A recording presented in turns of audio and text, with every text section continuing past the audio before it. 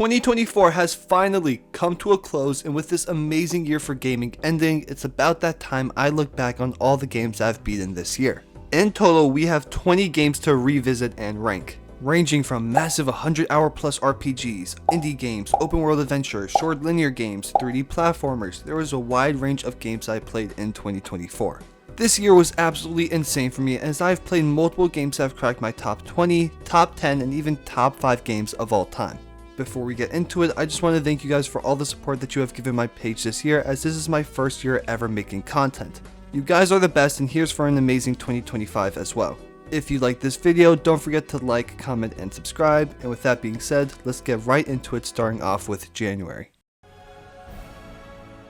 The very first game that I beat this year was GOW Ragnarok. Technically, I started playing this game at the end of December, but I beat it well into the first month of this year. And GOW Ragnarok is just truly such a special video game. I absolutely adored God of War 2018, so playing God of War Ragnarok, I was beyond excited for it, and it was one of the first PS5 games I played. And in my opinion, it is a better game than the first. This is an unbelievable sequel. The best part of God of War Ragnarok, hands down, is Kratos. His development is just some of the best out there ever in video gaming history, and the culmination of his character arc in God of War Ragnarok is just impeccable.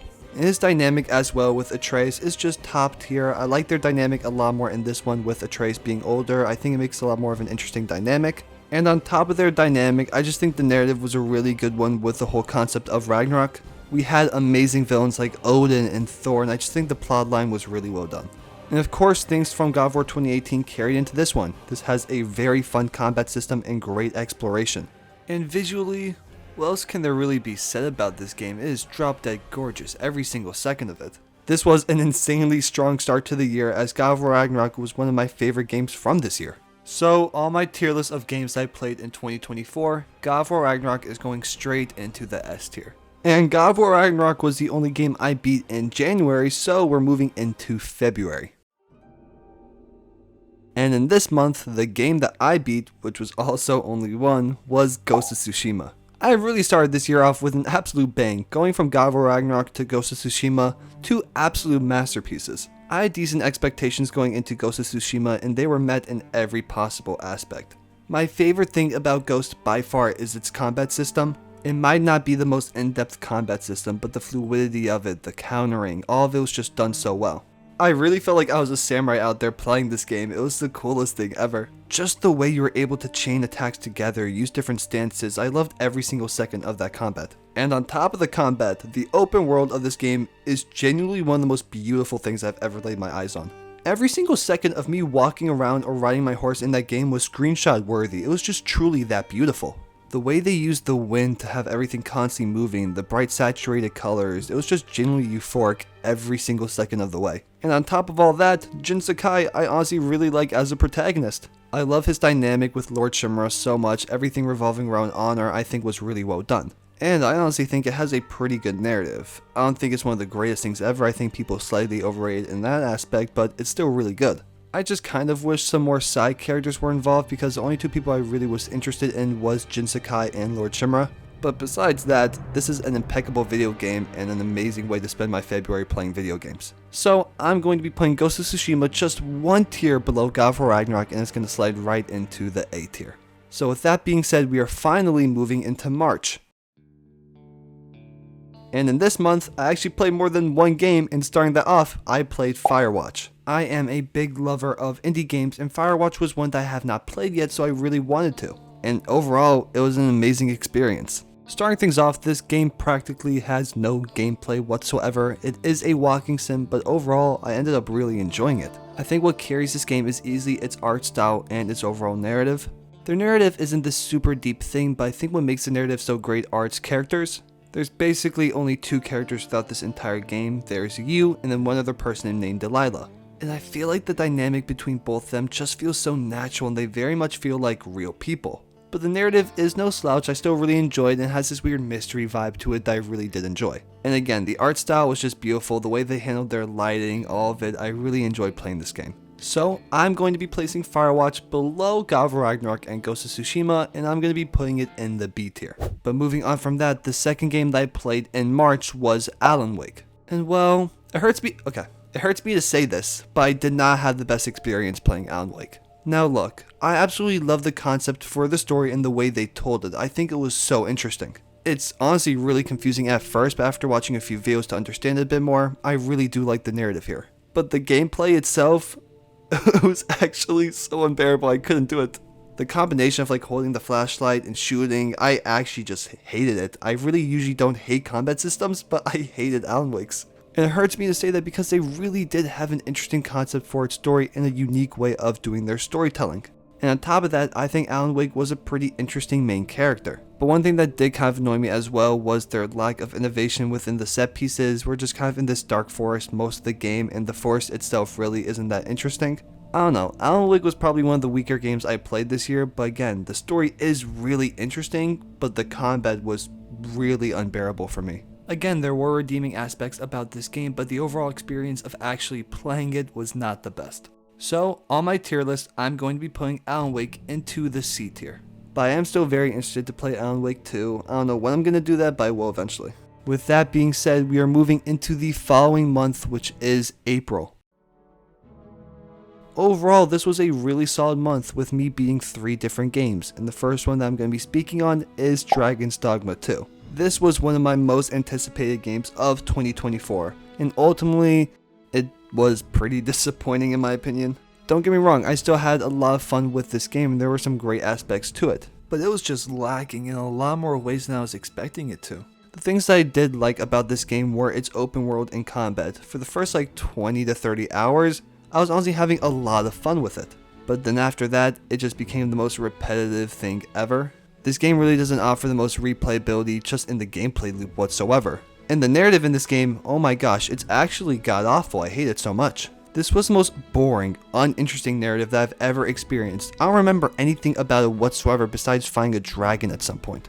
They put no effort into the narrative whatsoever. And for being an RPG, I feel like it lacked in a lot of RPG elements. You have all these different classes and you get to pick a few different abilities between them, but besides that, the RPG elements are basically just that. I do really like the concept though of being able to take other people's created companions and use them for ourselves, but the actual characters themselves within the game are bare bones and uninteresting.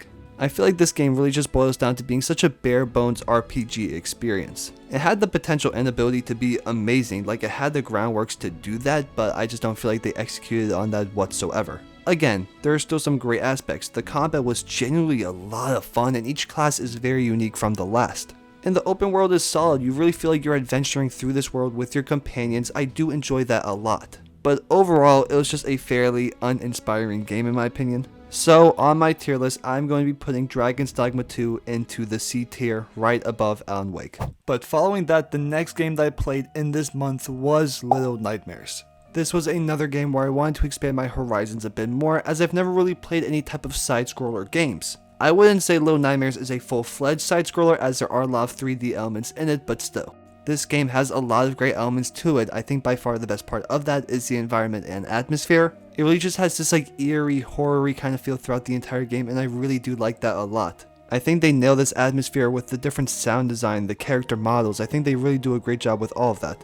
The character designs are genuinely so creepy. These things are the ugliest things I have ever seen. Little Nightmares goes for a very different kind of storytelling by telling the story through the game itself with the gameplay. And I don't think they do the greatest job at that. At the end of the game, I wasn't really too into the narrative. But outside of that, I think the gameplay elements were solid. I had a decent time doing all the different puzzles and things like that. Overall, this is a pretty solid game. I had a good time with it. It was nothing special, but overall, I did like it a lot. So, on my tier list, I'm going to be putting Little Nightmares into the C tier above Dragon's Dogma 2 and Alan Wake. But the last game of this month that we have to talk about is the sequel, Little Nightmares 2. And oh my gosh, what an improvement in honestly every single facet compared to the first game. I spoke on how I love the atmosphere and the environment in Little Nightmares 1, and I think they just improved that massively again in Little Nightmares 2. Another thing that Little Nightmares 2 introduced was the use of 2 players. You don't play as 2 different characters, but you have a companion and the gameplay elements with them were really interesting. And one thing I mentioned about Little Nightmares 1 is that I didn't think they did the best job of using the gameplay with their storytelling, but with Little Nightmares 2, I think they did an unbelievable job with that, and by the end of the game I was extremely invested in the narrative. The way they used the world, the characters, the environment to tell the story was genuinely immaculate and they did a great job with that here. And they improved this game in so many other ways with the level design, the mechanics, so much was improved with this sequel. This is probably up there with one of my favorite gaming experiences from this year. So on the tier ranking, I'm going to be putting Little Nightmares 2 into the A tier, right below Ghost of Tsushima. Okay, so that wraps up April and we are moving right into the next month, which is May. And May was a special month as we played one of my favorite games of all time in this month. And that game is Persona 3 Reload.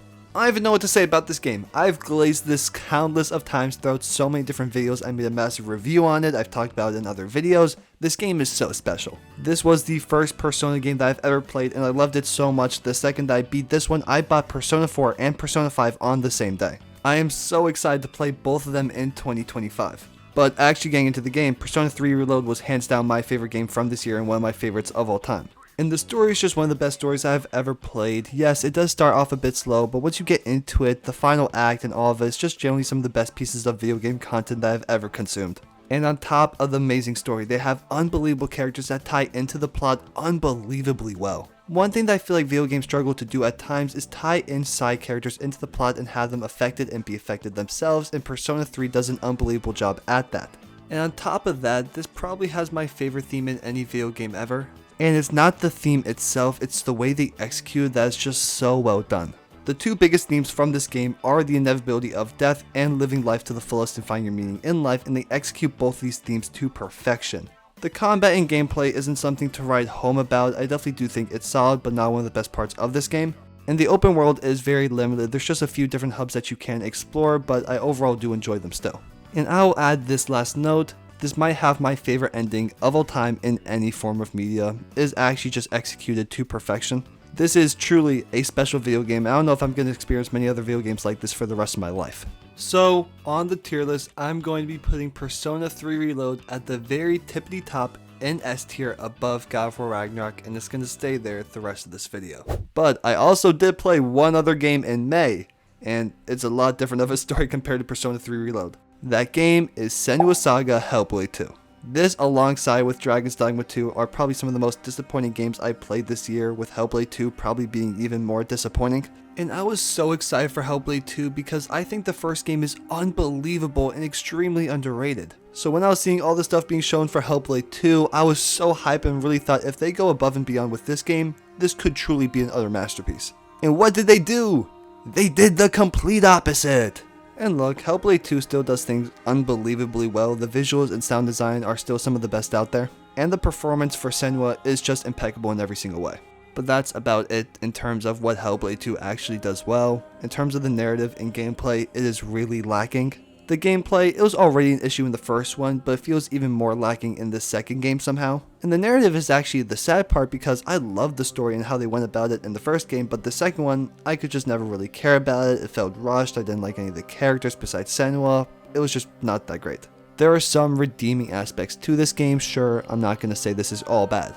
It hurts me to do this, it really does, but on the tier list, I'm going to be putting Hellblade 2 into the C tier at the very bottom. So we are moving on to the next month, or, well, technically the next 2 months, because I only played one game in June and July combined. I promise, this was for a valid reason. The game I played in these 2 months was Baldur's Gate 3, and I easily put in over 150 hours into this game. This is another game that I have glazed from the moon and back, and I am not ashamed of it whatsoever. I truly think Baldur's Gate 3 is one of the most impressive video games ever made. And I do think by the time that the 2020s end, Baldur's Gate 3 has a very high chance of being the best game from this decade.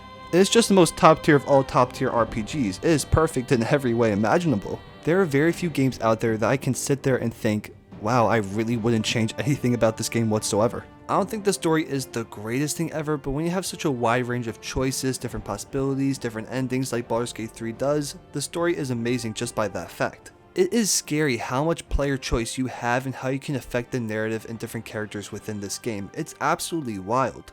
On top of the story, the characters and world are unbelievable and I love those aspects as well. The companions that you have in this game are arguably my favorite part about it, as all of their missions and journeys that you go on with them are some of the best parts of this game. Another thing that makes Baldur's Gate 3 so special is the amount of replayability that it has. and it's still getting updated now. Larian Studios is just honestly my favorite company out there ever. They made my favorite game of all time in Divinity Original Sin 2, they made one of my other favorite games of all time, Baldur's Gate 3, they're just truly special. And they're just a company that care about their fans so much, and anything that they put out I just know is going to be quality. When I sit there and look at Baldur's Gate 3, this is what I think a game should look like. This is how a game should be made. Larian Studios put the fans first and made a game that the fans wanted and continue to support the game like the fans want them to do. Baldur's Gate 3 is one of my favorite video games of all time as well, and is going into the S tier, right above GOW Ragnarok and right below Persona 3 Reload. Okay, that just took up 2 months of gaming for me, so the next month we are moving into now is August. After beating such a massive game like Baldur's Gate 3, I wanted to chill back and play some smaller games, so I decided to revisit one of my favorite series of all time, and with that, I played the Walking Dead Telltale game Season 1. This is a series I absolutely adore, and I've been obsessed with it ever since it came out all the way back in 2012. I remember watching all the YouTube Let's Plays, watching everyone react to it, I loved it so much. So I decided I wanted to revisit it, and I started playing from the very beginning at Season 1. This is still one of my favorite stories ever in gaming. And even still, revisiting it in 2024, I still hold the same opinion. This is truly a special video game. I just overall love these Telltale style games where our choices heavily matter, and those are the biggest gameplay elements that we have. I also just love the Walking Dead universe. I absolutely adored the show, I love zombies, everything about it I just love. Honestly, the standout and highlight of this first season is Lee and Clementine, and their dynamic is one of my favorites ever in any video game. And I do just deeply enjoy every single episode in this first season, as there's high stakes in every single one of them, there's some crazy deaths, insane character moments, there's just so much to offer here in this first season. So on the tier list, I'm going to be ranking The Walking Dead Season 1 at the very top of the A tier. And the Walking Dead craze did not end there, as the following game I played was The Walking Dead Season 2. Was this as good as the first season? No, I don't think it was, but I do think it is overhated by many of the fans in this fandom. It is still extremely enjoyable and has a lot of great aspects to it. Firstly, this is one of my favorite versions of Clem in the entire franchise. I like seeing her more grown up and taking on a bigger role in this game. I think personally she maybe took on too big a role, as the group that she was with was maybe the most unbearable thing to ever exist. They were terrible. I think there was potential there for this group to be really good, but instead they just became the most useless individuals that relied on an 11-year-old the entire game. But again, I still love the season, and there are a lot of great aspects to it, and I love the story that it tells. Clem goes through a lot here. This is a lot where her trauma is going to come from, as a lot of things do not go her way, a lot of people die, and it's just overall a pretty bad experience. I still love this game a lot. It's no Walking Dead Season 1, but it's still a great entry into the franchise. This game is going to slide right into the bottom of the B tier on the tier list. There is one final game that I played in the month of August, and that is Black Myth: Wukong. This was hands down probably the biggest game that was released this year, with this game absolutely blowing up and breaking sales record across the board worldwide. I do think that people slightly overrated this game, with people saying that it should have won Game of the Year, all that. I do not think this game should have won Game of the Year by any metric, but that by no means I did not like this game. I loved every second that I played of it. My favorite part of this game by far is the combat and the bosses. They always felt very unique, and they kept the game very fresh. I also really did enjoy how each chapter was like a different hub that you got to experience. I did enjoy that aspect of the game a lot. This was my first time beating a game that was like this, a Souls-like kind of game, as I've never beaten a Souls game in my life. And I think this was a great introduction for me. By no means do I think this game was insanely difficult. Some bosses were pretty hard, but overall I didn't think it was that bad. This game made me very excited to play other Souls games in the following year in 2025. Again, the best part of this game hands down were the bosses and enemies. Each one was so unique to the other. The bosses were so well made, the character designs, the move sets, it was so well done. Overall, Black Myth: Wukong was an extremely enjoyable game that came out in 2024. So, on the tier list, I'm going to be putting Black Myth: Wukong at the top of the B tier. We are finally finished with the month of August, so we are now moving into September. And the first game that I played in this month was Astro Bot. What a special game, really. Like, this is such an enjoyable experience, and the game that won the actual game of the year. A lot of people were not happy with this decision, were mad, and were like, how did this game win, blah blah blah, but I'm not of that opinion whatsoever. Out of the games that were nominated, I did think Metaphor Refantazio should have won it, but I was not mad at all that Astro Bot did. I honestly thought it would. This is some of the most fun I've had with a video game in years, genuinely. This was such an enjoyable experience. This game brought that feeling of playing video games as a kid again into reality. It was just the truest form of a video game. It was pure fun and just enjoyable. I loved every second of it. And it was still a beautifully made game. The level design, the music, all of it was so well done. I was addicted to this game for like a solid week that took me to beat it, and I loved it so much. People that hate on this game saying how is this game winning the game of the year, they just don't want to have fun. This was a beautiful experience and one of my favorite games from 2024.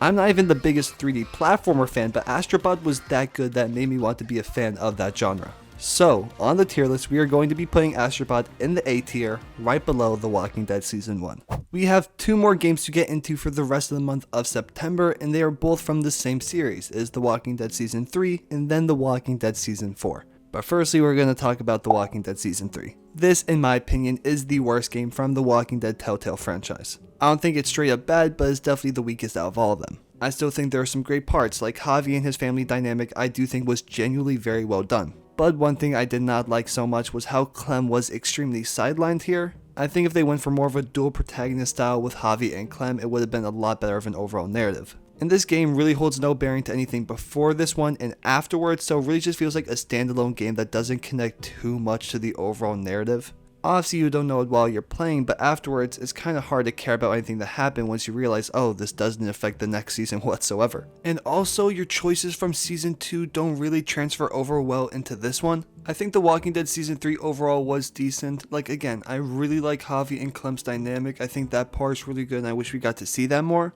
And even though the story isn't my favorite, I do like the concept of having this inner conflict within the city that you're in. Again, I don't think this is a terrible game by any means, but it just is kind of weak. So, on my tier list, I'm going to be putting The Walking Dead Season 3 into the C tier right above Alan Wake.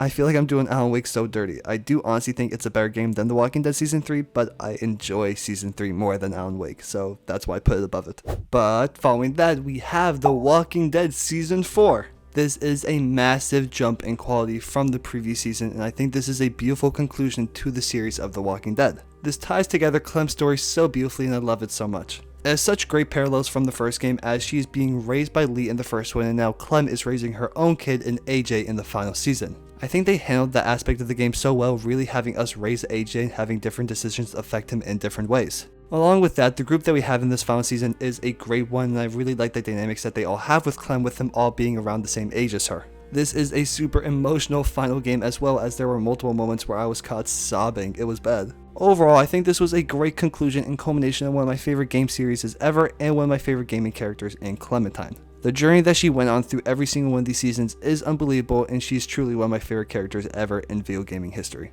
So for The Walking Dead Season 4 on the tier list, we are going to be putting it in the middle of the B tier. So finally moving into the next month, we are now moving into October. Here we have 2 games to talk about, and the first one we have is another Telltale game, the Batman Telltale series. I only played the first one out of the 2 so far, and it was a really solid game. This is nothing that's going to blow your socks off or anything like that, leave you speechless, but overall it was a really good experience. I wasn't sure how they were going to do this Batman game from my experiences with The Walking Dead and how they were going to nail the gameplay elements. But overall, I think they did a pretty good job with it, with the gameplay being kind of interesting with the quick time events, the solving the mysteries, I think was pretty well done. I also liked how they portrayed Batman in this game, and the overall choices that you had were enjoyable and I liked making them. And the plotline and narrative that they went for here was genuinely really good. I was invested throughout the entirety of the playthrough. But one thing I didn't like is that they made some interesting choices in terms of Bruce Wayne's family, and I don't know if I liked it too much. And I also really enjoy the villains here. There are multiple that you encounter throughout the entirety of your playthrough, and each one I honestly thought was really well done. I just love Batman so much though, so it was just a really good time playing it. Overall, this was a really solid game, nothing too special, so on the tier list, I'm going to be putting it at the top of the C tier. Moving on to our next game though, this is going to take up the rest of October and the entire month of November, and that game is Metaphor Refantazio. I adored this game from start to finish, and I've already stated this before, but out of the games that were nominated for Game of the Year, I do really think that this should have won it. It was so interesting to watch Atlas make a brand new IP and it being set in this fantasy world. I loved that so much. The world itself was really well crafted and I loved all the lore behind it, the races, the characters. I loved everything that they built up here. And the characters and companions you meet throughout this game are so well written and tie into the world brilliantly. They all have their own different struggles and issues with all being these different races and all their battles within the real world, and I really like that aspect of this game a lot. The story itself is so engaging, and I really never felt like there was a slow part of this game, with each different section and arc that you go through really being well done. And with most JRPGs, they're usually turn-based, which Metaphor is as well, but they mixed in real-time combat with it, which improved the game a lot. And one of my other favorite aspects from this game is its art style that they went with. This is so unique and truly one of the best parts of it. They also have one of the best villains that I can think of in recent memory. Luis is such a good villain in this game. Overall, this was a fantastic RPG, and I put in over 100 hours into this game. So, on my tier list, I'm going to be throwing Metaphor Refantazio at the bottom of my S tier. But with that, we're finally moving into the final month of this year, which is December. I beat 2 games in the final month of this year, and the first one that I beat was Titanfall 2. I beat the entire campaign in one night, and it was such a special experience. I am a heavy enjoyer of Apex when it was in its prime back in the day, so I honestly knew I was going to love the combat and traversal here. All the different guns I enjoyed so much. The traversal is one of the best parts of this game, and I was so surprised, but I really did enjoy all the different Titan abilities that you had. Those were really sick to use, and going back from that and playing as your character, it was awesome. And this game still holds up beautifully visually, as it is a gorgeous experience. And the level designs were also impeccable by giving us new areas to explore constantly and keeping it fresh throughout the entire campaign. Titanfall 2 also had one of my favorite missions that I can remember in recent years. It was just truly a special experience. And along with all those amazing aspects, it has a great narrative to go along with it. Overall, Titanfall 2 was truly a special single player experience I think anyone should try. On the tier list is going to be at the very top of the B tier for me. And the very last game that I beat in 2024 was Indiana Jones and the Great Circle. This honestly was a pretty big surprise for me. I wasn't expecting to like this game as much as I did. I adore Indiana Jones, and I wasn't sure if they were going to nail that environment and feel, and they did. The vibe of Indiana Jones was here through and through. I love the mixture of the stealthy sections along with the high cinematic moments. They combined the two of those things so well. And one thing I was skeptical about going into this game was that it was going to be first person, but they combined the first person and third person moments together beautifully throughout the game. This entire game just genuinely feels like a new Indiana Jones movie, and that's the exact feeling that I wanted with this game, and they did that. I also do like how they made this game not completely linear, as some sections are more open world and like these little hubs that you get to explore, and I really do enjoy that aspect as well. The only 2 issues I really had with this game is I didn't like the combat that much, and for most of the game the stealth was really easy. Overall, this was a great way to finish off the year of 2024, and on the tier list is going to fall in the middle of the B tier. So here is the final rankings of all the games that I played in this year. 2024 was an amazing year for me, and I had a great time playing everything I talked about in this video. It was really special being able to start making videos for you guys and being able to cover all these different games. Again, this was a really fun video to put together to look back on all the different games I experienced this year. Gaming is one of my favorite things, and I love being able to play them and then talk about them with all of you. Video games are so special to me, and it was an amazing experience in 2024, and I'm so excited to experience brand new games in 2025. First off, I want to thank you guys so much for all the support that you have given my page throughout this year, in any imaginable form, from liking, commenting, subscribing, or even simply just viewing my video. I appreciate all of you guys so much. Your guys' support means the absolute world to me. You guys don't even understand. 2024 is an amazing year for me, and I really hope to continue this trend upwards in 2025. I love all of you so much. You guys are the best, and I can't wait to see you in my next video. So happy New Year's, and God bless.